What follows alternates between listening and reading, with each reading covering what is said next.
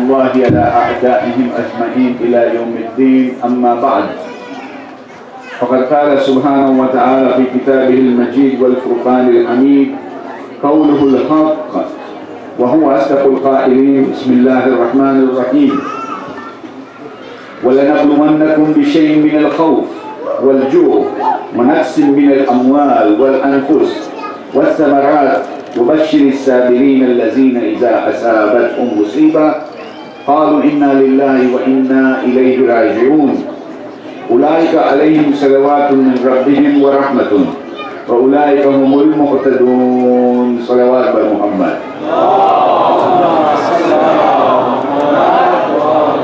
We begin in the name of Allah subhanahu wa ta'ala, the most kind, the most merciful. All praise is to Allah subhanahu wa ta'ala, the Lord of the universe, the most kind, the most merciful, the master of the day of judgment. Him only we worship, and from Him only we seek guidance. We pray to Allah subhanahu wa ta'ala to keep us firmly and guide us on the right path, the path of those whom He has blessed, and not the path of those on whom He has showered His anger, nor the path of those who have gone astray. Ameen Ya Rabbal Alameen. My dear brothers and sisters in Iman and in Islam, Assalamu alaikum wa rahmatullahi wa barakatuh. If I may request my brothers here to please come here so that those who are coming afterwards will be able to also join us, and I won't have to crank my neck to look at this side. Muhammad wa Ali Muhammad sallallahu. Yeah, this is better because otherwise I get a stiff neck. This is a great test for me and you. If anybody wants to speak, go to the room, please. We will not be interrupting the program. Anyone wants to speak, go to the room. We have rooms. Thank you. This is a great test for all of us, for our sisters, for our brothers, for myself. But it is how we will succeed in coming out of this test. And very patiently, everyone wants to network here. We meet one another after a long time. If it is not for this center, if it is not for this Husainiya, we will not be able to meet one another. And when we meet, we are happy that we can say hello to one another and perhaps have some other things to talk about. You know, the menus, the recipes, the work, you know, the cards. There's so many things that we can talk about. However, there is something which is called ihtiram, which is called respect. If I came to your house, I have to respect your house. I have to behave in your house. I have to sit when you tell me to sit. When I stand, when you ask me to go to the table, I have to ask you, where do I sit? And you tell me, that is your chair. Yes? When we come here, we are the guests of Aba Abdullah Hussain. Janab Zahra is here with us. The Lady of the Light is here with us. Imam Sahib al-Zaman Ajjalallahu Farajul Sharif. He attends. The other awliya attend. The Malaika come here. Don't think this place is empty. It is full of angels here.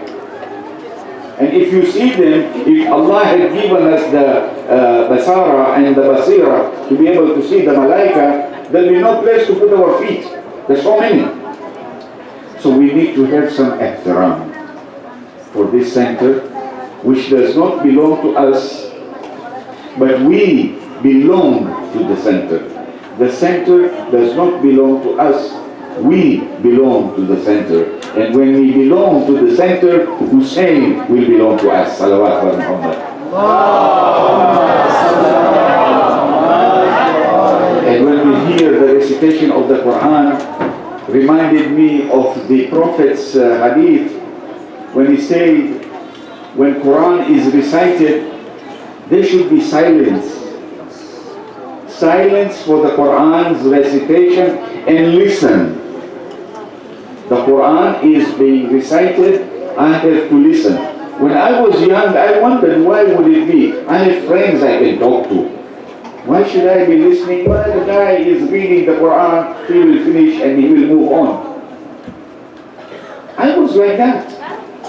I've been there, done it. But suddenly I realized, why did the Prophet give us this nasiha? The nasiha is that after having our dinner here, for which we filled our stomach, and we had our tea, and we had our chai, and we had our sweet, and still people are nibbling on those sweets, and having sips of the chai. As much as that physical satisfaction was needed for my body, there is a spiritual hunger in us which need to be given the food. So one of them is the listening to the Quran. When we listen to the Quran, even if we do not understand, it becomes some sort of ghiza, some sort of food for my spirit. Not only that, it is going to be one of my weapons on the day of judgment, that I was amongst those who, when the Quran is recited, I used to keep silent. So we should have those kind of respect, etiquette, and moral ethics demanded from this sanctuary. This sanctuary is so holy. It is so holy that if we understood it, on the day of judgment, when we will be there and our nami amal will come to us, and we will be told, brother, you know, you have done so many good things. Why I did the good things?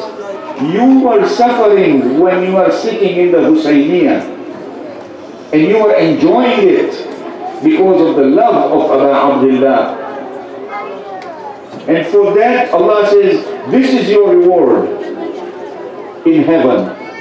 This is what you are going to get. At that point, you and I will tell Allah subhanahu wa ta'ala, send me back to the earth so that I suffer more and I enjoy the suffering to be able to get the rewards that you are going to give me amply there in the hereafter. This is the sanctuary.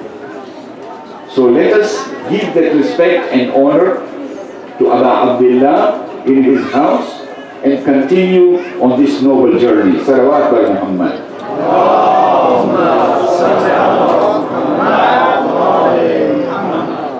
Last night we finished and tried to look at the categories of the sufferings. Then we went into the sufferings which is the result of negligence, suffering of nature, suffering caused by other people. We saw the alternatives. Without any independent will or power of our own, God could have made us like angels, but He has given us the willpower. And we can just now stand up and walk out of here. We have that willpower. But the willpower of righteousness, the willpower of doing good, demands in myself that I should be here to be able to commemorate the martyrdom of Aba Abdullah al-Hussein, who is the ark of salvation and who is the beacon of guidance. So we thank Allah for having given us this willpower and made us superior than the angels. We continued on that, and we found that every person in this world is going to be tested. We talked about the tyrant, we talked about our sins, and we also saw that if we choose not to interfere with a tyrant, what will be the consequences? And we went on. What was the course of action for the virtuous people?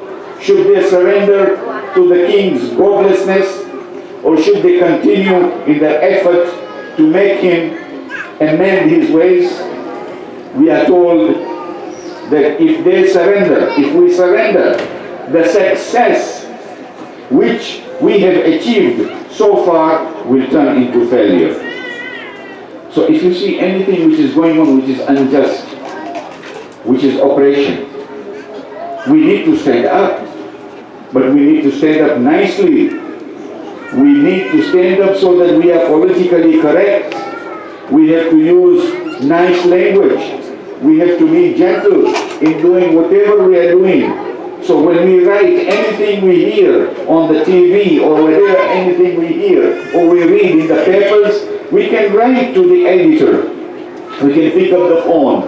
We can go into those kind of dialogues, but we have to do it with ihtiram, with gentleness. But we must do it, because if we don't, then whatever that we have done will become a failure.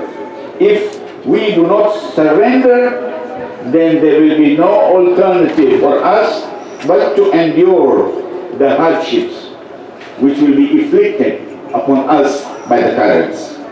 Do we want that? If we want, all right. So let us be tyrannized. Let us be abused. Let us be insulted.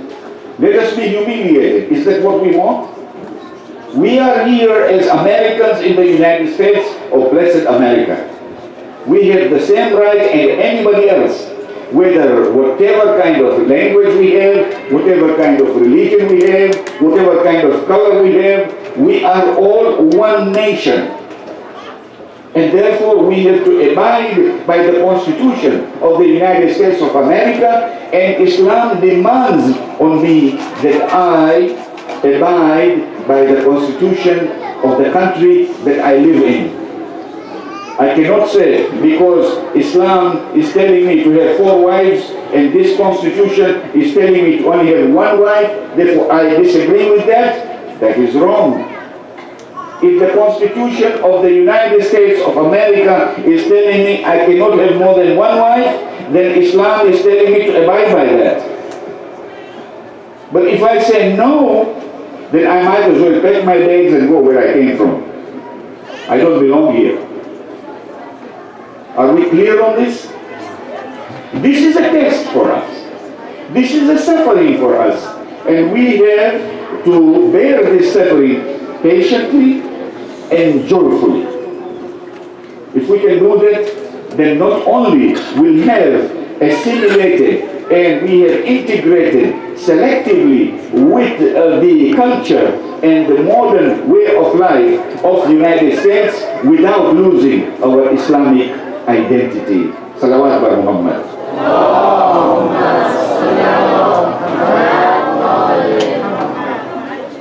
So we find the question is, why should I suffer because of somebody else? Because others have done things, then we should suffer? Are we lifeless? Are we robots? We are human beings, we have feelings. We have anger, we have love, we have patience, we have all that. So why should our feelings be injured by anybody who is failing in his duty? If we are told that this sanctuary is smoke-free, and therefore we are not supposed to smoke, anybody who wants to smoke can go outside the property of Al-Mahdi Center and do what he likes. Why? I say, why you are doing this to me? I'm going to be here and I'm going to smoke. What you going to do about it? What will happen? That will show your arrogance, and this place is not yours. It belongs to Al-Mahdi Center. You are part and parcel of that. But the law of this center says, please do not smoke unless you are outside the property. So abide by it. If you don't abide by it, then the organizers can put no smoking signs, and if there is a no smoking sign, and if you smoke there in a public place, then the law of the country will come after you, fine you and imprison you also. Because this is the law. So therefore these small little things that when we do will nurture a sort of a discipline in us, that if I'm a smoker, I'll make sure that I don't smoke here, I will go and smoke there. That will give me the discipline. that when I come here, I will know how to respect this sanctuary. Salawat by Muhammad.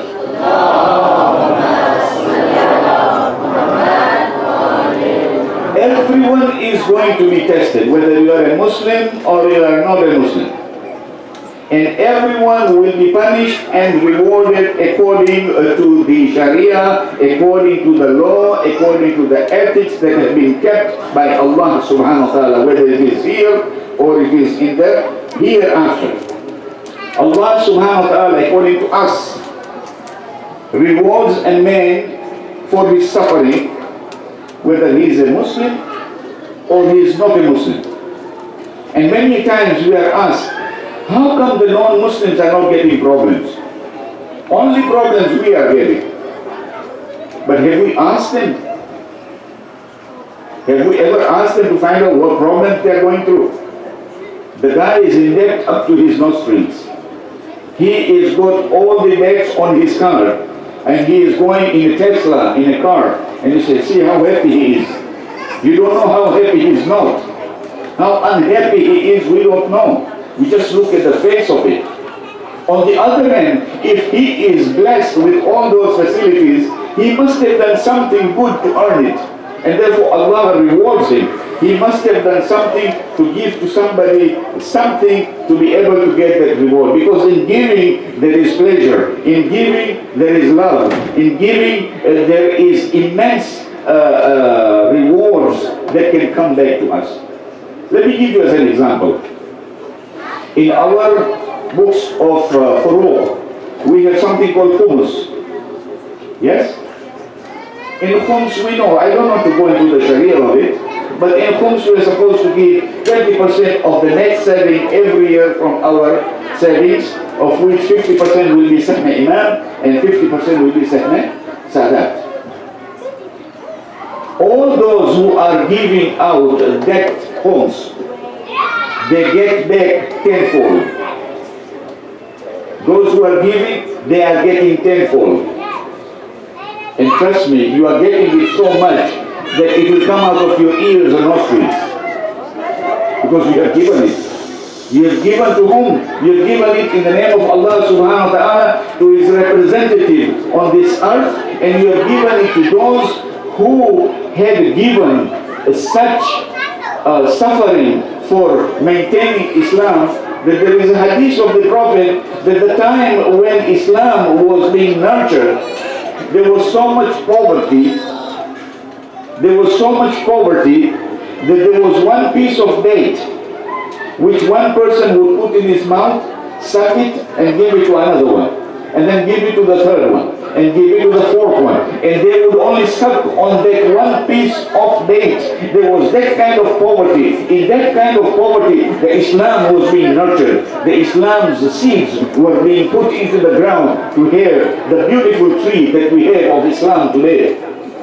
What are we suffering from? We are suffering from nothing. So what can we give to Islam? Don't say what Islam has given to us. Look at this.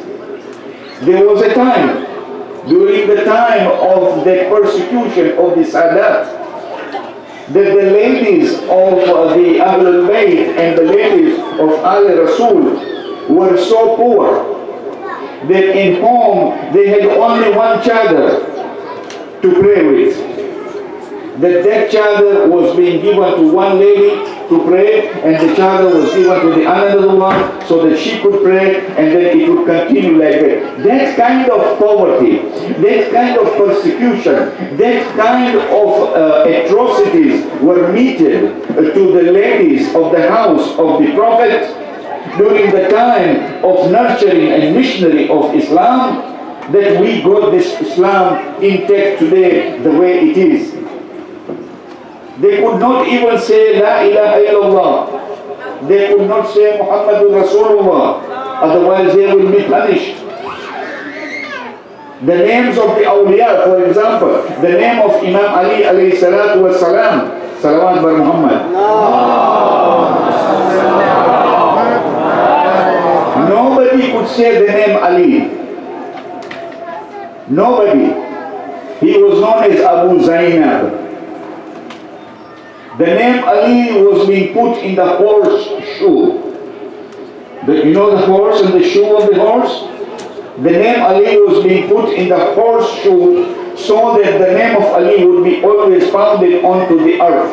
That kind of hatred and that kind of persecution brought the Islam today as we see it. And we worry about not getting this and that and the other. So what contribution am I going to give? Yes, I can give the contribution that when the Quran is being recited, I'll keep quiet. When Amal Ashura is being recited, we'll keep quiet. When we come here, we will come here with full of discipline. We will nurture ourselves physically and we will nurture ourselves spiritually. We will hug one another and show that solidarity and ukhuwah with one another. We will network with one another. We will help one another. And whenever someone asks you for something that you can or you cannot give, then if you cannot, you can go and ask somebody else that you know who can fulfill that particular brother's requirement. We have to do that. That is Islam. And that is why we will leave a legacy for our children who are running around here. Somebody said, why are these children running around? And I said, don't worry about that. Because they are also spiritually being nurtured while they are in this holy sanctuary. They're getting that. When I was small, I was being kept next to my father. And my sister was next to her mother. But then, things have changed. I'm not in Africa anymore. I'm here. We have to find out what kind of stress and what kind of trouble our women folk are going through. All of us here are very happy. All the children are being taken care of there. Why? Why don't we take care of our children? It's equal right. They have as much right to eat as much as we have the right. They have as much responsibility as us. And they look after the children, and then we go and tell them, keep them quiet. I mean, this is getting a little bit too much. But we have to reconsider the whole thing. Perhaps we'll have to help our mothers and sisters and wives to be able to nurture our children so that the children become quiet when they are in the sanctuary, and they will be able to have that etiquette and that discipline in this sanctuary so that every one of us becomes happy and enjoy the suffering that we are going through. Salawat al Muhammad.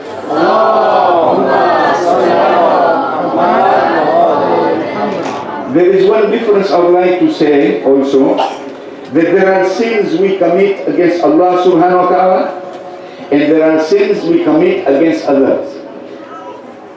Now when we commit sins against Allah subhanahu wa ta'ala, for example, I don't pray, I don't fast, I don't go for Hajj, I don't give zakat or khums, I don't do amra bil ma'ruf nahi anil munkar, I don't struggle, I don't do jihad for myself. All these are rules and laws which have been kept so that I as a Muslim must abide by, and I don't. And I become a sinner by not doing it. And on the day of judgment, Allah subhanahu wa ta'ala will be the judge, and His justice will prevail. And when His justice will prevail, then His grace will overwhelm the justice. And if He wants to forgive me, which I'm looking forward to, by His grace, and send me to heaven, that will be fine. Because it is between Him and me. But when it comes to me having done something wrong to my fellow brothers and sisters, then Allah subhanahu wa ta'ala cannot interfere in that. Allah subhanahu wa ta'ala tells me through the blessed lips of the Prophet and the Imams that if I do anything wrong against any human being, I should go to that person, whether he is a Muslim or he is not a Muslim, whether he is my family or he is not my family, whether he is my friend or he is my enemy. I, as a Muslim, am allowed and I am compulsorily asked and obliged to go and ask for forgiveness from the person that I have done wrong against. If I don't do that, then Allah subhanahu wa ta'ala on the day of judgment will not forgive me. Even with His grace, He will not forgive me. He will say, go and get it from him. I didn't. So what happens? I have been a law-abiding Muslim. I've been fasting, praying, zakat, hummus, jihad, everything I did. And I thought, mashallah, I'll go there and I will be straight in heaven. But when my account is going to be there, suddenly I find I have zero. I have zero in my asset and all I have is liability. And I'll say, I was such a good guy. How come I don't have anything? So the accountant will come to me and say, look, you had done this to that person and you did not ask for forgiveness. Therefore that asset of yours has been taken from your account and given to him. And his liability has been taken from his account and given to you. This is when I do anything against you or you do it against somebody else. So it is high time that in the time of Azadari of Abdullah Hussein that we understand that we owe an apology to one another, no matter what we have done, how trivial it is. Have you noticed that people when they go for Hajj and when they go for Ziyarah, they send letters and apps to friends and say, please, I'm going for Ziyarah. If I've done anything wrong for you, please forgive me and may Allah protect you and give you the reward for that. Haven't you been getting those emails? We always get those emails. Why? Because when I go there to Hajj, to Allah subhanahu wa ta'ala, or Ziyarah to the Adabat al-Muqaddasa, then I should be free of that debt. This is how I do it. When I go for Hajj, the money that I have and for the money that I am going to use for Hajj has to have the zakat and khums taken out. If I don't, then that is not sufficient.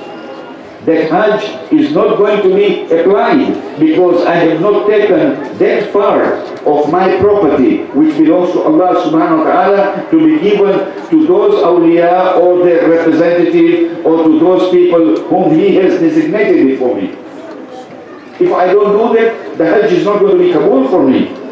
That's why you find people going for Hajj and say, oh, I have this much money, this I'm going to use for the Hajj, I'm going to give it. So that my Hajj is saved. What about the rest of it? Oh, we'll think about that. So my dear brothers and sisters, please, let us all understand that we owe one another goodwill, we owe one another love, we owe one another consideration, we owe one another sacrifice. If we do that, then we will be in a position that our Nami Amal will have assets and liabilities, and then it will be upon Allah subhanahu wa ta'ala to forgive me the liabilities and then take me among those like Abu Abdullah and the rest of them in the eternal life in the heaven. Salawat ala Muhammad.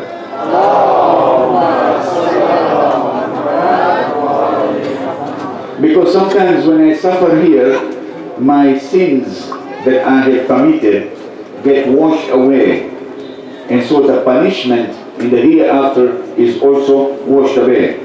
And those who have not committed sins, like the prophets and the imams, they have never committed, they are ma'soom. What happens to them? They still suffer. Imagine, last night we were talking about a small little baby called Sakina and how much she suffered. What did she do wrong? Why was she suffering? Why? Anyone has any answer? She was suffering because she was close to Allah subhanahu wa ta'ala, and she was part and parcel of that Ahlul Bayt, which was the purest of the pure, that when they are suffering in this world, they will be given the darajah there in the hereafter, which is unprecedented. How many times have we said, Ya Allah, bihaqqi Muhammad, Ya Allah, bihaqqi Abu Fadl, Ya Allah, bihaqqi Ali Aswad, Ya Allah, bihaqqi Sakina, give me this. How many times we say? We read on Tuesdays the Dua Tawassul, Ya wajihan indallah, ishfa' lana indallah. O you, the honorable ones in the eyes of Allah subhanahu wa ta'ala, I beg you to be my shafi on the day of judgment. Why do we do this? Because Allah subhanahu wa ta'ala has given them that elevation which is unprecedented. They did not commit any sins, yet they suffered. The prophets, the imams, and they will be given a higher and greater passage in the presence of Allah subhanahu wa ta'ala. Salawat bin Muhammad.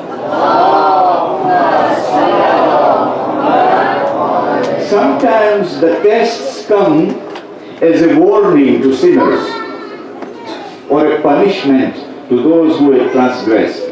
I'll give you as an example. Do you remember the tsunami that came in Japan a few years ago? And that tsunami reached up to Thailand. Now in Thailand there is a place called Phuket. Phuket is like a peninsula which joins the rest of the islands in Singapore and Malaysia and Indonesia. That Phuket was such a place of sin that you can think of any sin on this earth which does not exist in Phuket. People would go there just because they could have the availability to sin. Think of any sin, it was there. Allah subhanahu wa ta'ala took that tsunami from Japan and brought it up to Phuket and flattened the whole city. And the people there were crying. But that was a warning, not for the people of Phuket. It is a warning for me also, that Allah subhanahu wa ta'ala is watching me, that whatever sins that I am doing, that He may bring a tsunami for me, which will make me suffer immensely and forever. This is one of the simple examples I am giving you. Now when Allah is displeased with people because of their actions, and yet does not want to wipe them out completely. For example, when in the time of Nabi Lut, the Ali Lut, what happened to them? The whole nation was destroyed. Yes? The whole nation of Fir'aun was destroyed. The whole nation of Namrud was destroyed. But the nation, the ummah of Prophet Muhammad sallallahu alayhi wa sallam